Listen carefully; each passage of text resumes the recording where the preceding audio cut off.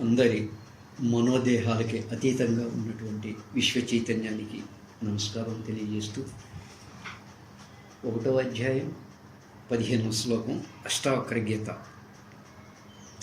ఓ జనక మహారాజా, నిస్సంగః నిష్క్రియః అసి త్వం స్వప్రకాశః నిరంజనః అయం ఏవ హితే బంధః సమాధిం అనుతిష్టసి. ఓ జనక మహారాజా, నిస్సంగః, నువ్వు ఏ సంగత్వము లేనివాడవు. నిష్క్రియః అసి, ఏ కర్తృత్వ భావన ఏ భోక్తృత్వ భావన కూడా లేనివాడవు. త్వం స్వప్రకాశః, నువ్వు స్వప్రకాశివి. అంటే దేన్నైనా నువ్వు వెలిగించాల్సిందే కానీ నిన్ను వెలిగించేది ఏది ఈ ప్రపంచంలో లేదు. స్వప్రకాశివి. అంటే అలాగే నిరంజనః, అంటే ఏ దోషము ఏ మలము ఏ ఆవరణలు ఏ విక్షేపాలు కూడా లేనివాడవు నువ్వు. విక్షేపము అంటే మనసు యొక్క కదలికలు, ఆవరణము అంటే మూత. ఏమంటే ఏ దోషము ఏ మలము ఏ ఆవరణము ఏ విక్షేపాలు లేనివాడవు నువ్వు. ఏమండి ఇక్కడ 4 చెప్పుకొచ్చాడు. ఏంటి? ఒకటి నిస్సంగ స్థితి, అంటే ఏ సంగత్వము లేనివాడవు. నిష్క్రియ స్థితి, నువ్వు అకర్తవు అభోక్తవు. స్వప్రకాశ, స్వయం ప్రకాశ స్థితి. నిరంజన, ఏ దోషము లేని స్థితి. అంటే అందరం కూడా ఈ స్థితులు మనలో ఎట్లా ఉన్నాయో ఋషులు మనకి 3 ఉపమానాల ద్వారా బోధించారు. ఏంటయ్యా అంటే, ఋషులు మన మనసుని ఒక మహాసముద్రంతో పోలుస్తారు. అంటే మనసు అంటే అంతరంగం. ఏమంటే సముద్రం ఉపరితలం పైన అలలు ఎగిరిపడుతూ ఉంటాయి. ఈ అలలు మన మనసులోని ద్వంద్వాల లాంటివి. అంటే ఆలోచనలు ద్వంద్వాలుగా, విషయాలుగా, అనుభూతులుగా ఎగిరిపడుతూ ఉంటాయి. మన కర్మలు క్రియలు అన్నీ కూడా అలల్లాగా వచ్చిపోతూ ఉంటాయి. కానీ సముద్రం అంటే కేవలం పైన అలలే కాదు, గాఢ సముద్రపు లోతుల్లోకి వెళ్ళే కొద్దీ అలలు లేని ప్రశాంత స్థితి ఉంటుంది. ఎంత గాఢ సముద్రపు లోతుల్లోకి వెళ్తే అంత బాగా నిశ్చల నీరవ నిర్వాణ ప్రశాంత స్థితిని మనం తెలుసుకుంటాం. ఆ గాఢ సముద్రపు లోతుల్లో మనసు ప్రశాంత స్థితిలో అలలు లేని సముద్రంలా ఉంటుంది మనసు కూడా. అలా నువ్వు ఒక నిత్య ధ్యాన స్థితిలో, సాక్షి స్వరూప స్థితిలో, అంటే అలలు లేని ప్రశాంత స్థితిలో నువ్వు ఉంటూ, ఓ శిష్య, అలా అలలు లేని ప్రశాంత స్థితిలో నువ్వు ఉంటూ దేహంతో జరిగే కర్మల్ని, మనసులోని ద్వంద్వాల్ని గమనించేవాడిలా అంటే గాఢ సముద్రపు లోతుల్లో నుంచి అలల్ని గమనిస్తున్నట్లు. అంటే ఉపరితలం మీద మాత్రమే ఈ అలలు ద్వంద్వాలు ఉంటాయి. గాఢ సముద్రపు లోతుల్లో ఎక్కడ కూడా అలలు ద్వంద్వాలు లేని ప్రశాంత స్థితే ఉంటుంది. ఎప్పుడైతే గాఢ సముద్రపు లోతుల్లోంచి అలల్ని గమనిస్తున్నట్లు నువ్వు సాక్షిగా నీ జీవితంలో జరిగే ద్వంద్వాలని గమనిస్తూ ఉంటావో అప్పుడు నీకు ఏ సంగత్వము ఉండదు, ఏ కర్తృత్వ భావన ఉండదు. ఎందుకంటే సముద్రం ఎప్పుడు కూడా అలలు వస్తున్నాయి పోతున్నాయి అన్న భావంతో ఉండదు కదా. ఏమండి, అలాగే ఎన్ని నదులు తనలో చేరుతున్నాయి, అలాగే ఎంత నీరు ఆవిరైపోతుంది, ఇటువంటి భావాలేవి సముద్రానికి ఉండవు కదా. నీ మనసుని ఒక సముద్రంలాగా పోల్చటం ద్వారా ఒక గాఢ సముద్రపు లోతుల్లో ఉన్న అలలు లేని ఒక ప్రశాంత స్థితిని ఓ శిష్య నువ్వు పొంది ఆ గాఢ సముద్రపు లోతుల్లో నుంచి అలల్ని చూస్తున్నట్లుగా నువ్వు సాక్షిగా నీ మనోదేహాల్లో జరిగే ద్వంద్వాల్ని గమనిస్తూ ఉన్నట్లయితే ఆ ద్వంద్వాల ప్రభావం నీ అంతరంగానికి ఉండదు. ఏమండి, అప్పుడు నీకు ఏ సంగత్వము ఉండదు, ఏ కర్తృత్వ భావన ఉండదు, ఏ భోక్తృత్వ భావన ఉండదు. ఇలా గనక నువ్వు ఉంటే ఏమండి. అలాగే రెండవ ఉపమానం ఏం చెప్పారయ్యా అంటే, ఋషులు మనసుని మేఘాలతో పోలుస్తారు. ఎందుకంటే మేఘాలు గాలి ఎటు వేస్తే అటు వెళ్ళిపోతూ ఉంటాయి. ఉద్రేకం వస్తే మెరుపులు వస్తాయి, ఆనందం వస్తే వర్షాల్లో మేఘాల నుంచి వస్తూ ఉంటుంది. మేఘాల లాగానే మనసు ఆలోచనలు కూడా ఉద్రేకం వస్తే కోపం, ఈర్ష్య, అసూయ, చికాకు వేసుద్ది. అదే ఆనందం వస్తే ప్రశాంతంగా టెన్షన్ లేకుండా ఏమండి ఎంతో బ్రహ్మాండంగా ఉంటుంది. అందుకని మన యొక్క మనసుని మేఘాలతో పోల్చారు ఋషులు.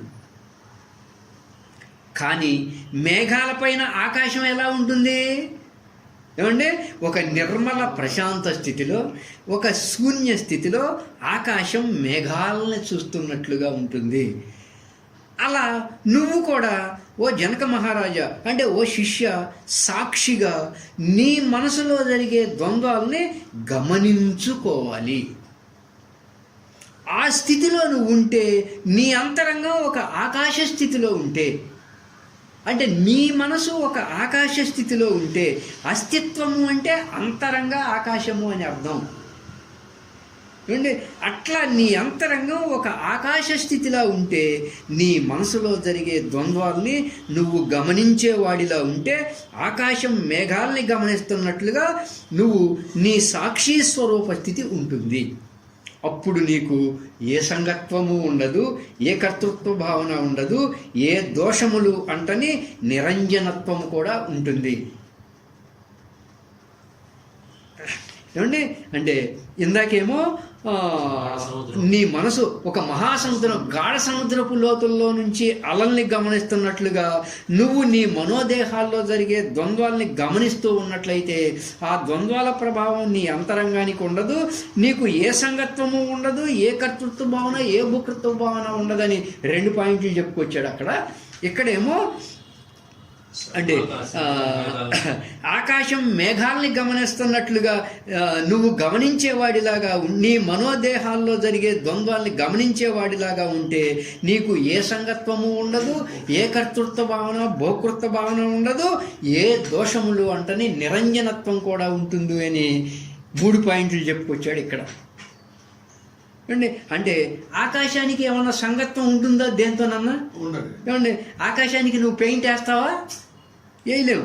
అంటే మేఘాలు వచ్చిపోతూ ఉంటాయి, కానీ ఆకాశం ఎక్కడికి పోవడం లేదు. ఆకాశం ఎక్కడికి పోవడం లేదు, ఎక్కడికి రావడం లేదు. అది అకర్తగా ఉంది, అభోక్తగా ఉంది. ఏమండి, ఏ దోషాలు అంటని దానిగా ఉంది. నువ్వు సాక్షిగా, నువ్వు కూడా ఓ శిష్య, నువ్వు కూడా సాక్షిగా నీ మనోదేహాల్లో జరిగే ద్వంద్వాల్ని గమనిస్తూ ఉంటే, ఒక ఆకాశ స్థితిలో ఉంటే, నిస్సంగ, నిష్క్రియ, నిరంజన 3 సిద్ధిస్తాయి. యాక్చువల్గా నువ్వెవరివే? నిస్సంగుడివి, నిష్క్రియుడివి, నిరంజనుడివి. ఏమండి, అలా ఉంటే నీకు ఈ 3 సిద్ధిస్తాయి. అలాగే ఋషులు చెప్పినటువంటి 3వ ఉపమానం ఏంటయ్యా అంటే, అలాగే సూర్యుడు.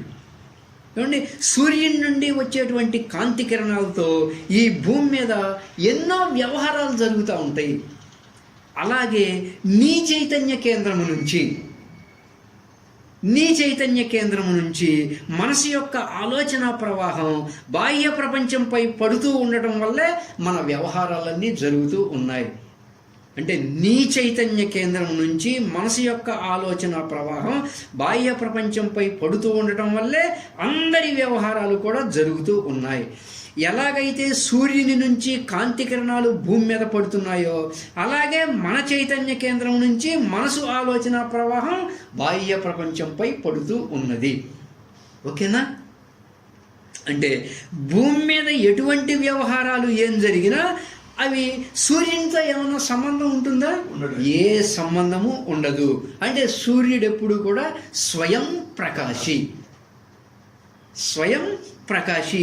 ఏ మలినాలు ఏ దోషాలు కూడా సూర్యునికి అంటవు. అంటే ఆయన స్వయం ప్రకాశంగా ఉన్నాడు. ఏ దోషాలు ఏ మలినాలు కూడా ఆయనకి అంటవు. అంటే ఆయన వల్లే భూమి మీద వ్యవహారాలు అన్నీ జరుగుతున్నా కూడా మనం ఏ దోషాలు చేసినా కూడా అవేవి సూర్యునికి అంటవు.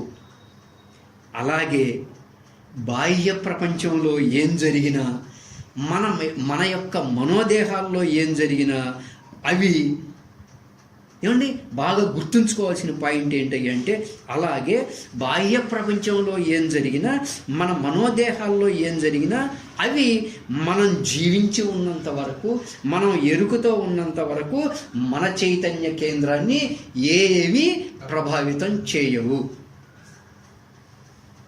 ఏవి ప్రభావితం చేయవు. ఆ చైతన్య కేంద్రం ఎప్పుడూ స్వయం ప్రకాశంగా ఉంటుంది. సూర్యునిలాగా ఏ దోషాలు ఏ మలినాలు లేకుండా ఉంటుంది. ఏంటది? నీ చైతన్య కేంద్రం, మన చైతన్య కేంద్రం, అందరి యొక్క చైతన్య కేంద్రం. నీ మనోదేహాల్లో ఏమన్నా జరగని, భూమి మీద వ్యవహారాలు ఏమన్నా జరగని, సూర్యునికి ఎలా సంబంధం ఉండదో, నీ మనోదేహాల్లో ఏ వ్యవహారాలు ఎలా జరిగినా కూడా నీ చైతన్య కేంద్రాన్ని నువ్వు జీవించి ఉన్నంత వరకు, నువ్వు ఎరుగుతూ ఉన్నంత వరకు ఏమీ ప్రభావితం చేయవు. ఇది స్పష్టంగా నువ్వు తెలుసుకోవాలి శిష్య. ఏమండి అంటే మన మనసు ఉంటేనే ఈ ద్వంద్వాల బంధనంలో విషయాల్లో మనం తాదాత్మ్యం చెంది ఉంటాం. మనసు ఉంటేనే.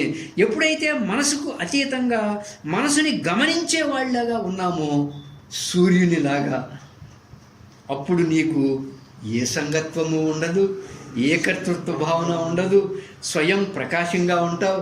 ఒక నిరంజన స్థితిలో ఉండటం, ఒక నిరంజన స్థితిలో ఉంటావు.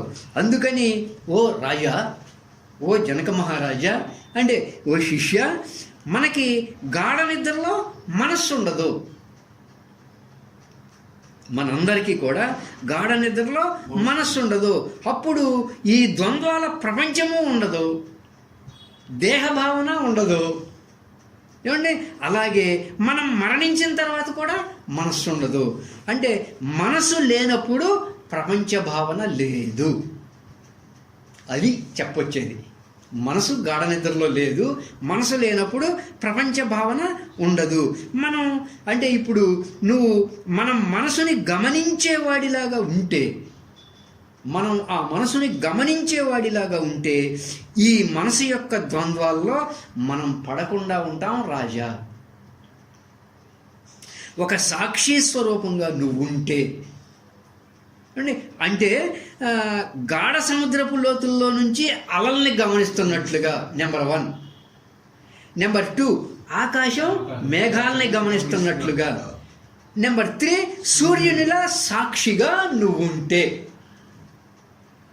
అండి నీకు ఏ సంగత్వము ఉండదు, ఏ కర్తృత్వ భావన ఉండదు, ఏ భోకృత్వ భావన ఉండదు. ఒక స్వయం ప్రకాశిగా ఏ దోషములు ఏ మలినాలు అంటని వాడిగా ఉంటావు, సాక్షి స్వరూపంగా. ఆ భావనతో నువ్వు ఉంటే ఒక నిత్య ధ్యాన స్థితిలో ఉంటావు. ఆ భావనతో నువ్వు ఉంటే ఒక నిత్య ఆనంద స్థితిలో ఉంటావు. ఆ భావనతో నువ్వు ఉంటే ఒక నిత్య ముక్త స్థితిలో నువ్వు ఉంటావు.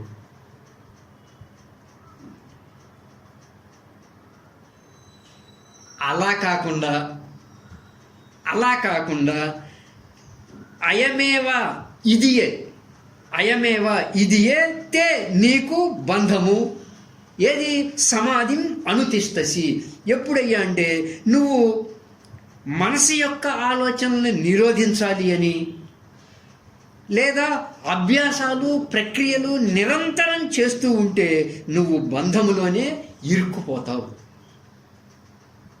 నువ్వు బంధంలోనే ఇరుక్కుపోతావు. అంటే ధ్యానం చేయొద్దయ్యా, సమాధి స్థితి పొందొద్దు, అభ్యాసాలు ప్రక్రియలు చేయవద్దు అని చెప్పడంలో ఈయన ఏం చెబుతున్నాడు? అవి అంటే ఏంటో అర్థం చేసుకో. నీ లక్ష్యం నిత్య ధ్యాన స్థితి, నీ లక్ష్యం నిత్య ఆనంద స్థితి అని అర్థం చేసుకో. అని అర్థం చేసుకో. ఎందుకంటే ఇప్పుడు మనకి ఒక ఒక ఒక జబ్బు చేసిద్ది, సపోజ్ ఏదో సంథింగ్ ఒక జబ్బు చేస్తుంది, ఒక తలనొప్పి వచ్చుద్ది. ఏమంటే తలనొప్పికి ఔషధం వాడాం, మందు వాడాం, మందుకి తలనొప్పి తగ్గింది. తలనొప్పి తగ్గిన తర్వాత కూడా నేను మందు వాడతా అంటే ఏమంటే జబ్బు తగ్గినాక కూడా ఔషధంతో పని ఉంటుందా? అలా ఆలోచనల్ని నిరోధించే ప్రయత్నం చేయవద్దు. గమనించు అంటే మీరు అలా ధ్యానంలో ఉండగా ఏమండి మీరెవ్వరూ కూడా అలా ధ్యానంలో ఉంటూ మీ మనసులోకి ఏదో కోతులు వస్తున్నట్లు, మీ మనసులోకి ఏదో కోతులన్నీ గుంపులుగా వస్తున్నట్లు, ఏదో చెట్ల మీద కోతులు కనపడుతున్నట్లు ఆ ఆలోచన మాత్రం ధ్యానంలో తెచ్చుకోవద్దు అని అన్నాం అనుకోండి, మీరంతా ధ్యానంలో ఉండండి. అంతేగాని ఏదో చెట్ల మీద కోతులు కనపడినట్లు, గొంగళ పురుగులు కనపడినట్లు, ఏదేదో కనపడినట్లు అటువంటి ఒక్క ఆలోచన మాత్రం అసలు మీరు ఆ ధ్యానంలో తెచ్చుకోవద్దు అన్నారు అనుకోండి, ఎక్కువ మందికి అవే కనపడతా ఉంటాయి. అవి ఏవైనా కానీ అవి ధ్యానంలో నువ్వు తెచ్చుకోవద్దు అనగానే అవే వస్తూ ఉంటాయి. అందుకని అష్టావక్ర మునీంద్రుడు ఏం చెప్తున్నాడయ్యా అంటే ఎప్పుడు కూడా నిరోధించటానికి ప్రయత్నం చేయవద్దు. నిరోధించే కొద్దీ ఎక్కువగా వస్తూ ఉంటాయి. గమనిస్తూ ఉంటే అవే తొలగిపోతాయి. గమనించడం అంటే ఏంటో ఇంతవరకు నేర్చుకున్నాం మనం. ఏమండి ఇంకోసారి చెప్పుకుందాం, ఎంతో సునాయాసంగా తొలగిపోతాయి గమనిస్తూ ఉంటే. ఏమండి అందుకే అలా ధ్యానాన్ని సమాధిని వదలమని కాదు, ధ్యానాన్ని సమాధిని కూడా వదలమని కాదు, నేను ధ్యానం చేస్తున్నాను, నేను సమాధిని పొందుతున్నాను అనేటువంటి భావాన్ని వదిలేయి అంటాడనమాట. ఇక్కడ ధ్యానాన్ని వదిలేయమనలో నేను ధ్యానం చేస్తున్నాను అనేటువంటి భావాన్ని వదిలేయి, నేను సమాధిని పొందాను అటువంటి భావాన్ని వదిలేయి అనేటువంటి సూక్ష్మార్థాన్ని కూడా దీంట్లో మనం గ్రహించాలి అష్టావక్ర గీతలో. ఏమండి మనలో గతపు వాసనలు, భవిష్యత్ ఆశలు అన్నీ తొలగిపోయాయి అనుకోండి. గతపు వాసనలు, భవిష్యత్ ఆశలు అవన్నీ తొలగిపోయాయి అనుకోండి, అంటే మనకి దేని మీద తాదాత్మ్యత లేదు, వ్యామోహం లేదు. ఏది ఎలా జరగాలో అలా జరుగుతూ ఉంటుంది అనే భావనతో ఒక నిత్య వర్తమానంలో ఉంటూ ప్రతి సంఘటనను గమనించేవాడిలాగా ఉంటాను. ఈ భావన మనం తెచ్చుకుంటే ఇక అవే తొలగిపోతాయి పక్కకి. ఎలా? విశ్వ చైతన్య నీతి ప్రకారం ఏది ఎలా జరగాలో అది అలా జరుగుతుంది అనేటువంటి భావనలో ఒక నిత్య వర్తమానంలో ఉండటం అంటే ఏంటో మనం ఇంతకు ముందు నేర్చుకున్నాం. ప్రతి సంఘటనను గమనించేవాడిలాగా ఉంటాను. ఈ భావన తెచ్చుకుంటూ ఉంటే ఇవన్నీ వాటంతటికీ అవే తొలగిపోతాయి. అంటే మనలో ఎంత వాసనాక్షయమైతే అంతగా మన మనసు శూన్యంగా ఉంటుంది. ఏమండి అప్పుడు మనం ధ్యానములో అలా ఉన్నా కానీ, అందుకే మనకి ఏం చెప్పారయ్యా అంటే శ్రీకృష్ణ పరమాత్మ ఉత్తర గీతలో పూజా కోటి సమం స్తోత్రం, స్తోత్రకోటి సమం జపః, జపకోటి సమం ధ్యానం, ధ్యానకోటి సమో లయః. ధ్యానం చేయమని, ధ్యానంలోనే ఉండమని చెప్పలా, ధ్యానకోటి సమో లయః. అంటే ఎంత వాసనాక్షయం అంటే వాసనలో లయమైపోవడం. ఎప్పుడు లయమైపోతున్నాయి? నువ్వు వాటిని గమనిస్తూ ఉంటే ఆటోమేటిక్గా లయమైపోతూ ఉన్నాయి. అండి అప్పుడు మనం అంటే మనలో ఎంత వాసనాక్షయమైతే, ఎంత వాసన లయమైతే అంతగా మనకి మనసు శూన్యంగా ఉంటుంది. అప్పుడు మనం ధ్యానంలో అలా ఉన్నా కానీ ప్రత్యేకంగా ఏ ఆలోచనలు, ఏ దృశ్యాలు రావు. ఎందుకంటే ఆలోచనలకి, దృశ్యాలకి ఏమన్నా విలువ ఉందా? లేదు. ఏ ఆలోచనకి, ఏ దృశ్యానికి ఏ విలువ లేదు. విలువ ఉందల్లా దేనికి? నీ స్వస్థితికి, నీ స్వరూప స్థితికి. నీ సాక్షి స్వరూప స్థితికి మాత్రమే ఉన్న విలువ.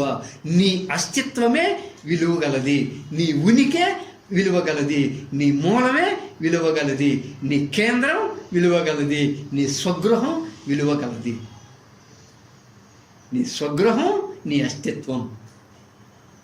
అంతకు మించి దేనికి కూడా దేహంలో జరిగే కర్మలకి, మనసు ఆలోచనలకి ఏ విలువ లేదు, ఏ విలువ లేదు. ఏమండి, బాహ్య ప్రపంచ వస్తు విషయాలకి ఏ విలువ లేదు, దేహంలో జరిగే కర్మలకి ఏ విలువ లేదు, మనసు ఆలోచనలకి ఏ విలువ లేదు, ఏ పరమార్థత లేదు. నువ్వు జీవించి ఉన్నంత వరకు, నువ్వు ఎరుకతో ఉన్నంత వరకు ఏదైతే సత్యంగా నిత్యంగా ఉంటుందో ఆ స్థితికే విలువ, పరమార్థత. మిగతా వేటికి విలువ, పరమార్థత లేదు.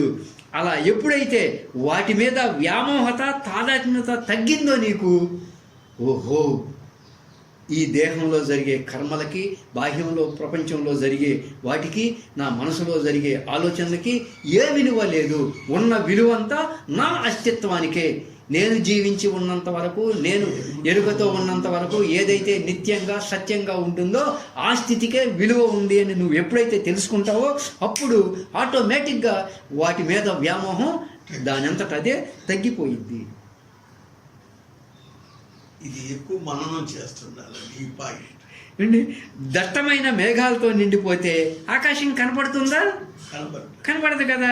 అలాగే మన మనసంతా గతపు ఆలోచనలతో నిండిపోతే మనం కూడా మనలో ఉన్నటువంటి ఆ చిదాకాశాన్ని అనుభూతి పొందలేము.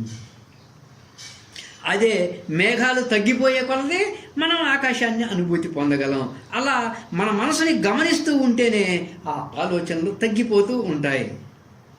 కేవలం గమనించేవాడిలా ఉండి ఏ విలువ, ఏ పరమార్థత లేని వాడితో తాదాత్మ్యత చెందకుండా ఉంటే, ఏ వ్యామోహము లేకుండా ఉంటే, ఓ శిష్య, వచ్చేవి వస్తూ ఉంటాయి, వెళ్ళేవి వెళ్తూ ఉంటాయి.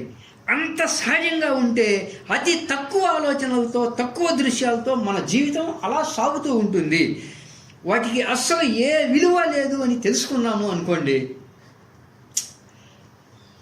అవి కూడా మనసులోకి రావు.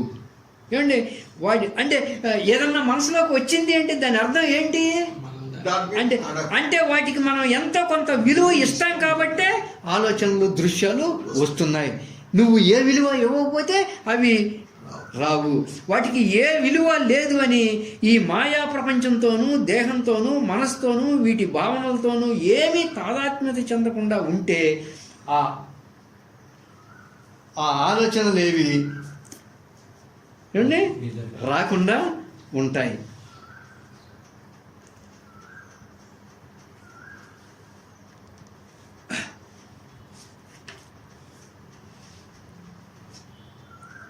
ఏమండి, మనిషి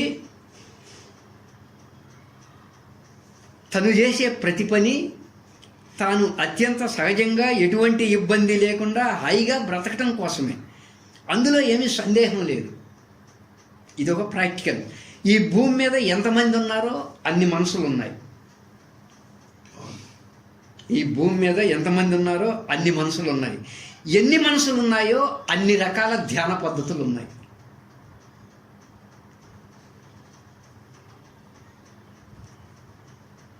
ఏమండి, ఎన్ని మనసులు ఉన్నాయో అన్ని కథలు ఉన్నాయి. ఏమండి, ఇది ఒక చిన్న ప్రాక్టికల్. మీరు ఒకసారి చూడండి. ఒక బిజీ రోడ్డు, ఆ రోడ్డు మీదకి వెళ్ళి ఒక గట్టు మీద కూర్చుని ఎవరికి మీరు చెప్పొద్దు, జస్ట్ అలా ఒక పక్కన నిలబడి అక్కడికి వచ్చిపోయే వెహికల్స్ అన్నిటినీ ఒకదానితో ఒకటి పోల్చకుండా దేనివైపు ప్రత్యేక శ్రద్ధ కూడా లేకుండా, దేనివైపు ప్రత్యేక చూపు కూడా లేకుండా అన్నిటినీ సమదృష్టితో చూడండి ఒకసారి. ఏమండి, రోడ్డు మీద వెళ్ళి ఒక పక్కన నుంచుని వెహికల్స్ వస్తున్నాయి పోతున్నాయి. దేనిపైన ఒక ప్రత్యేక శ్రద్ధ లేదు, దేనిపైన ఏమీ లేదు, ఒక చూపు కూడా లేదు. వెహికల్స్ వస్తున్నాయి ఆలోచనలు వస్తున్నాయి పోతున్నాయి అనేకం. వస్తున్నాయి పోతున్నాయి, వస్తున్నాయి పోతున్నాయి. మనసులో వచ్చే ఆలోచనలు ఇవి. మీరు అక్కడ కూర్చొని చూసేది ఏంటి? మనసులో వచ్చే ఆలోచనలు వస్తాయి పోతాయి, వస్తాయి పోతాయి. మెల్లగా రాని, నడుచుకుంటా రాని, వేగంగా రాని, ఒక ప్రవాహంలో రాని, ఒక ఎగిసిపడే అలల్లాగా రాని, అవి విపరీతమైన శబ్దం చేసి కాసేపు ఉండని వెళ్ళిపోని, మళ్ళీ రాని మళ్ళీ పోని, మళ్ళీ రాని మళ్ళీ పోని. దేని పట్ల నీకు ప్రత్యేక వైఖరి లేదు. ఏమండి? తర్వాత ఏమండి, దేని పట్ల ప్రత్యేక వైఖరి లేదు. ఆ వెహికల్సే నీ ఆలోచనలు. నీ ఆలోచనలు కూడా వస్తూ ఉంటాయి, పోతూ ఉంటాయి, వస్తూ ఉంటాయి, పోతూ ఉంటాయి. దేని పట్ల ప్రత్యేక శ్రద్ధ లేదు నీకు. ఏమండి? తర్వాత ఒక్కసారి ఈ విషయాన్ని సంపూర్ణంగా అర్థం చేసుకో మిత్రమా. ఒక్కసారి ఈ విషయాన్ని సంపూర్ణంగా అర్థం చేసుకో. ఆలోచనలతో తాదాత్మ్యం చెందవద్దు, అది వేరే సంగతి. ఒక్కసారి ఈ ప్రయోగం చేద్దాం. దీనివల్ల మనకేం పేరు ప్రఖ్యాతులు రావు, ఏం పోల్దండలేరు. కానీ గట్టు మీద కూర్చొని, అంటే ఊరికి జస్ట్ ఓ పక్కన కూర్చొని వచ్చిపోయే వెహికల్స్ని చూస్తూ ఉండు. ఏ వెహికల్ ఒక వెహికల్ లాగా లేదు. ఏమండి? వెహికల్స్ అన్నీ ఒకేలా లేవు. రకరకాల రంగుల్లో ఉన్నాయి, రకరకాల సైజుల్లో ఉన్నాయి, రకరకాల ధరల్లో ఉన్నాయి, రకరకాల ఉద్దేశాలతో పరిగెత్తుతూ ఉన్నాయి. ఆయన ఒక ఉద్దేశంతో పరిగెత్తాడు, ఈయన ఒక ఉద్దేశంతో పరిగెత్తాడు, ఈయన ఒక కలరు, ఆయన ఒక ధర, ఏమండి పరిగెత్తూ ఉన్నాయి. అలాగే మన మనసులో ఆలోచనలు కూడా. మన మనసులో ఆలోచనలు కూడా. ఆ వచ్చిపోయే వెహికల్స్ మీద నీ నియంత్రణ ఏదీ లేదు. వస్తున్నాయి పోతున్నాయి, వస్తున్నాయి పోతున్నాయి, వస్తున్నాయి పోతున్నాయి, వస్తున్నాయి పోతున్నాయి. అట్లాగే వచ్చిపోయే ఆలోచనల మీద కూడా నీ నియంత్రణ లేదు. వచ్చిపోయే ఆలోచనల మీద కూడా నీ నియంత్రణ లేదు. నువ్వు అందులో ఏదన్నా ఒక వెహికల్ని నియంత్రించాలి అనుకున్నావు అనుకో, సమస్య స్టార్ట్. అంతే కదండి? అంటే ఒకసారి నువ్వు మరణశయ్య మీద ఉన్నావు అనుకో, దేన్ని నియంత్రిస్తావు? దేన్ని నియంత్రిస్తావు? లేదుగా ఏంటి, అయిపోయింది జీవితం. అంటే దేన్ని నియంత్రించాల్సిన అవసరం లేదు అనే ఒకానొక ఎరుకతో అలా కూర్చొని చూడు నువ్వు. ఇదో ప్రాక్టికల్. అలాగే ఆలోచనలు కూడా దేన్ని నియంత్రించాలని అనుకోవద్దు. నియంత్రించాలని అనుకున్నావా, అది సమస్య స్టార్ట్. ఏం సార్? సమస్య. వెహికల్స్ వస్తున్నాయి పోతున్నాయి, వస్తున్నాయి పోతున్నాయి. ఆలోచనలు వస్తున్నాయి పోతున్నాయి, వస్తున్నాయి పోతున్నాయి. నిజమైన మ్యాజిక్ ఎప్పుడు జరిగిద్దయ్యా అంటే, ఆ వచ్చిపోయే వెహికల్స్లో ఎవరో నీకు నచ్చిన వ్యక్తి బైక్ మీద వెళ్తున్నాడు. ఎవరో నీకు నచ్చాడు. గుంటూరులో కూర్చున్నామండి, చూస్తున్నాం అందరం. నీకు నచ్చిన వ్యక్తి వెళ్తున్నాడు అనుకోండి, ఏమండి నీ మనసు వెళ్ళి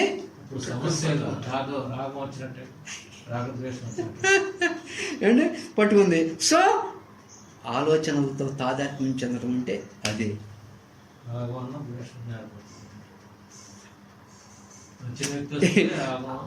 వచ్చిపోతున్నాయి, దర్శాలు. ఎప్పుడైతే నువ్వు ప్రత్యేకంగా దాని మీద పెట్టేశావో, మన మనసులో వచ్చిపోయే ఆలోచనలు ఎన్నో వేలు ఉంటాయి, ఎన్నో లక్షలు ఉంటాయి. కానీ హఠాత్తుగా ఒక ఆలోచనను పట్టుకొని మీరు అక్కడి నుంచి ప్రయాణం ప్రారంభిస్తారు. అది కూడా వద్దు. ఇదో ప్రాక్టికల్ అన్నమాట. ఏమండి? ఎవరైనా కానీ, ఎవరైనా రాని, ఎవరైనా పోని, అంటే తెలిసిన వాళ్ళు రాని, బాగా నచ్చిన వాళ్ళు రాని, బాగా నచ్చిన ఆలోచనలు రాని, అంటే ఆలోచనలు అన్నమాట. తెలిసిన ఆలోచనలు రాని, తెలియని ఆలోచనలు రాని, బాగా నచ్చిన ఆలోచనలు రాని, వాటికి ప్రభావితం కావద్దు. కేవలం గమనించు, సాక్షిగా.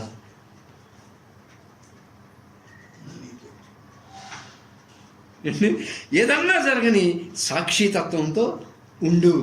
మనసులో ఎలాంటి ఒడిదుడుకులు లేకుండా ఉండు. మనసులో జరిగే డ్రామాని గమనించండి.